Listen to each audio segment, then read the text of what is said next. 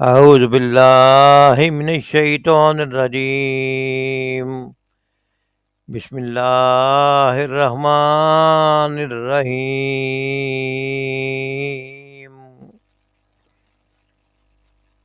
ولكل وجهة هو موليها فاستبقوا الخيرات أينما تكونوا يأتكم بكم الله جميعا ان اللہ علی کل شیء قدیر.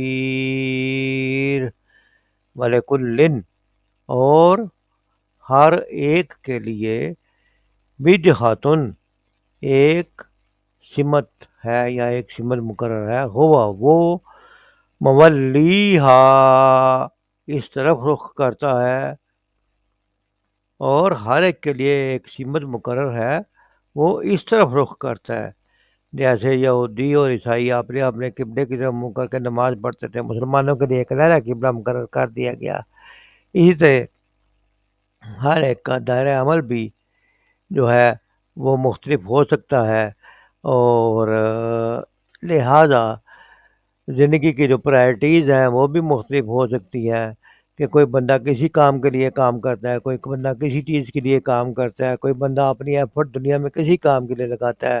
تو حکم فاستبقوا الخیرات، پس تم سبقت لے جاؤ الخیرات، نیکیوں میں. تو کیا کرو؟ مسلمانوں کو یہ سبق دیا جا رہا ہے، فاستبقوا الخیرات، پس تم نیکیوں میں سبقت لے جاؤ. ابھی ہم پڑھیں گے نیکیاں کسے کہتے ہیں.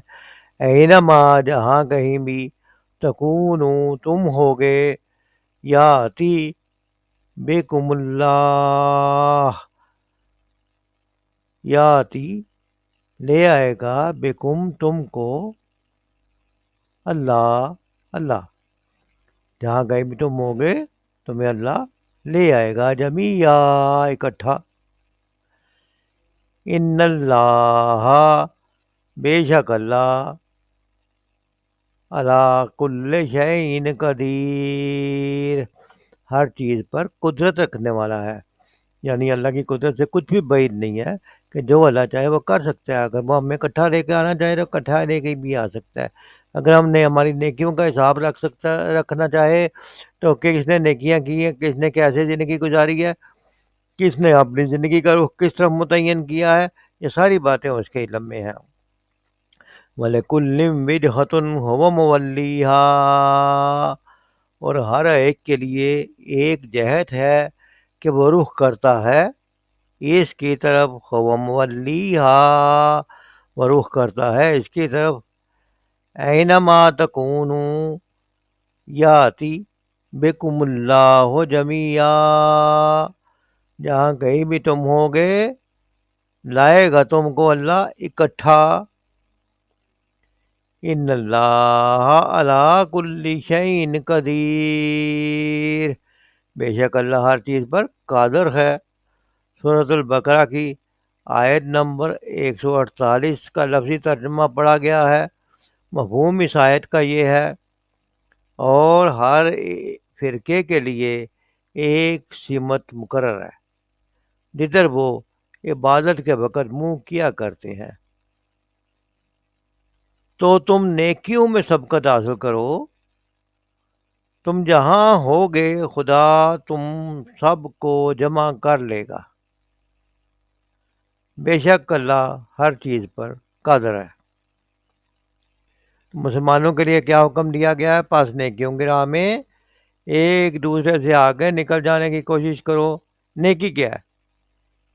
نیکی کی تعریف یہی ہے کہ جو کام شریعت کے مطابق ہو.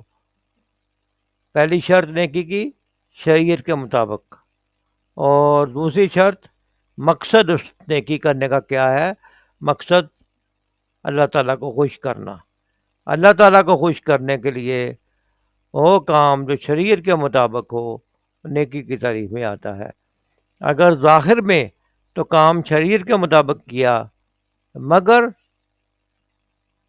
اللہ کو راضی کرنا مقصود نہ ہوگا تو وہ نیکی نہیں کہلائے گی. نیکی وہی ہے جو اللہ کو راضی کرنے کے لیے کی جائے، کیونکہ اللہ نے ہی نیکیاں قبول کرنی ہے، اللہ نے ہی اس کا اجر دینا ہے۔ اسی طرح باطن میں تو اللہ کی راضی کرنا مقصود ہے، مگر کام شریعت کے حکم کا موافق نہیں ہے، یعنی اپنی طرف سے کوئی عمل گاڑ لیے ہیں تو وہ بھی وقت ضائع کرنا ہے، وہ بھی نیکی نہیں کہلائے گا۔ اسی سے نیکی کی ضد یعنی بدی کو سمجھ لینا چاہیے کہ حکم عذولی اور کسی غیر کو اللہ کے مقابلے میں کسی غیر کی خوشنودی کے لیے کام کرنا، اور اللہ تعالیٰ کے حکموں کی پامالی بدی ہوتی ہے۔ ہر وہ کام جو شریعت کے حکم کے خلاف ہو اور جس سے اللہ کی ناراضگی ہو وہ بدی ہے۔ اس آیت سے یہ بھی معلوم ہوا کہ نیکی کرنے کے لیے آخرت اور اللہ کے سامنے حاضری کا عقیدہ، آخرت کا عقیدہ اور اللہ کے سامنے کھڑے فمن کان یرجو لقاء ربہ، جس کسی کو جو کوئی چاہتا ہے کہ کل جہاں اللہ کے سامنے کھڑے ہونے کا یقین ہوتا ہے، جس کو کیا کرے، نیک عمل کرے۔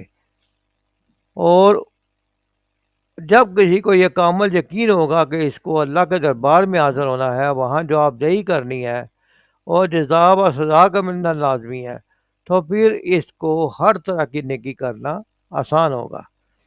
اس لیے مفتی تقی عثمانی صاحب لکھتے ہیں کہ ہمیں کیا کرنا چاہیے، اپنے نامہ اعمال میں زیادہ سے زیادہ نیکیوں کا اضافہ کرنا چاہیے، اور اس کام میں ایک دوسرے کے سبقت لے جانے کی کوشش کرنی چاہیے۔ خلق الموت والحیات لیبلوکم ایکم احسن، تم سے کون بہتر عمل کرتا ہے۔ آخری انجام کیا ہوگا، اللہ تعالیٰ سب مذہب والوں کو اپنے پاس بلائے گا، اور اس وقت سب اللہ کے سامنے کھڑے ہوں گے، اور پھر اللہ فیصلہ کرے گا کہ کس نے ضد اور ہٹ درمی کا رویہ اختیار کیا، کس نے اللہ کی نافرمانی کی، اور کون اللہ کی فرما برداری کرتا رہا۔ اور یہ بات یاد رکھنی چاہیے کہ صرف نیکی کرنے کا حکم نہیں دیا گیا، بلکہ نیکیوں میں ایک دوسرے سے آگے بڑھنے کا ارشاد ہوا ہے۔ اور آپ دیکھیں کہ دنیا میں بھی دنیاوی مقاصد کے لیے بھی مسابقے کرائے جاتے ہیں، مقابلے کرائے جاتے ہیں۔ کیوں کہ کوئی شعبہ اس وقت تک ترقی نہیں کر سکتا جب تک اس میں ایک دوسرے میں آگے بڑھنے کا صحت مند رجحان پیدا نہ ہو۔ سورہ واقعہ میں اس کا نتیجہ بیان کرتے ہوئے فرمایا کہ نیکیوں میں سبقت کرنے والے ہی قیامت کے دن اللہ کے سامنے قیامت والے دن سب سے آگے ہوں گے۔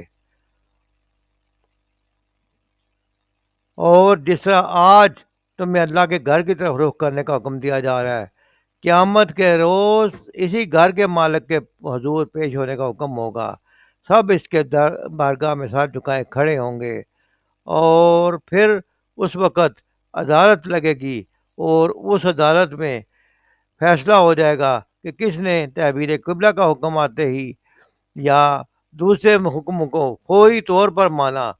اس کی مثال اس طرح ہم سمجھ سکتے ہیں کہ تحویل قبلہ کا حکم آتے ہی صحابہ کرام نے سماع و اطاعت کا وہ نمونہ پیش کیا جس کی دنیا کی تاریخ میں مثال ملنا مشکل ہے۔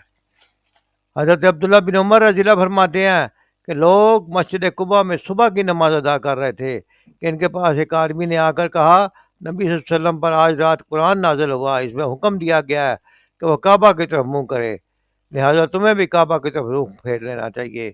لوگوں کے چہرے نماز کے دوران ہی فلسطین کی طرف تھے، اور اسی وقت انہوں نے اپنے آپ کو کعبہ کی ڈائریکشن میں کر لیا، ایک لمحہ بھی انتظار نہیں کیا، نماز کے دوران ہی چہرہ پھیر لیا کعبہ کی طرف۔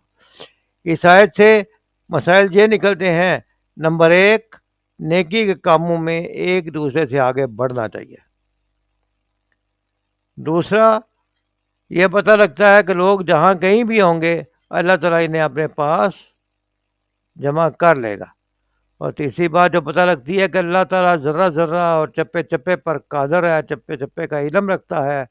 اس لیے یہ تینوں باتیں ذہن میں رکھتے ہوئے جب ہم اس آیت کو مطالعہ کرتے ہیں تو ہمیں پتہ لگتا ہے کہ جہاں کہیں بھی ہم ہوں گے اللہ تعالیٰ ہمیں لے آئے گا، اور اللہ تعالیٰ اس چیز پر قادر ہے کہ ہمیں دوبارہ جمع کر لے اور ہمیں حساب والے دن اپنے سامنے پیش کر کے ہمارے عملوں کا حساب کرے۔ اللہ تعالیٰ ہمیں نیکی اور برائی کا صحیح فرق سمجھنے اور نیکیوں کو اپنانے اور برائیوں سے بچنے کی توفیق عطا فرمائے۔ وما علینا الا البلاغ۔